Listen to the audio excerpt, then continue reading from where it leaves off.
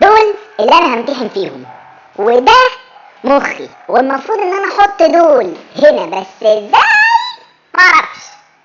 وانا في الكليه كنت بتضايق جدا لما اتسال سؤال وما اخدش الدرجه، مش عشان انا جاوبت اجابه غلط، بس عشان انا جاوبت الاجابه اللي الدكتور مش عايزها. فكره الاجابه النموذجيه في حد ذاتها شيء مستفز، لانه مين قال ان الاجابه دي هي الاجابه النموذجيه للسؤال ده؟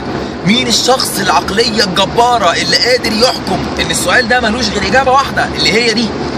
وهل انا مطلوب مني البس الجراب اللي مخك محطوط فيه، والبس لبسك واكل اكلك واعيش عيشتك وافكر زيك عشان اشوف ان الاجابه دي هي الاجابه النموذجيه للسؤال ده؟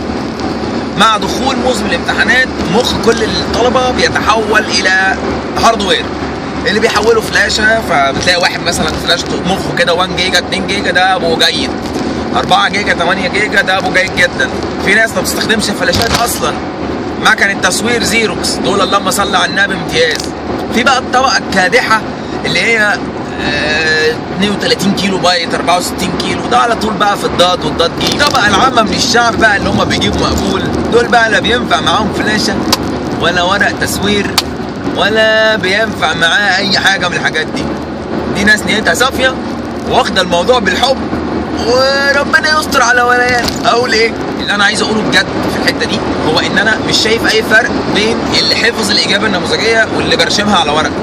الاثنين هيطلعوا مش فاهمين اي حاجه، خلاص. فانا انت حر بقى، يعني مش موضوع انا هتنجح ولا تسقط ولا هتعمل ايه. انا كل اللي انا عايز اقوله لك انه الحته دي مش هتفرق، يعني ما تضغطش بقى على اعصابك، وفر اعصابك، استفيد منها في حاجه ثانيه. ما تقعدش بقى تقول اصل جبتش جيد مستقبلي هيضيع. انت مستقبلك ضاع اساسا، الموضوع انتهى خلاص. انت يعني خايف على مستقبلك، اتعلم حاجه مفيده، شوف حاجه تتعلمها، تمتحن دي حاجات لطيفه عشان المجتمع، وتاخد بكالوريوس والشهاده يا ابني والحاجات دي. فخلي الموضوع ظريف، خليك فريش، شد حيلك في الامتحانات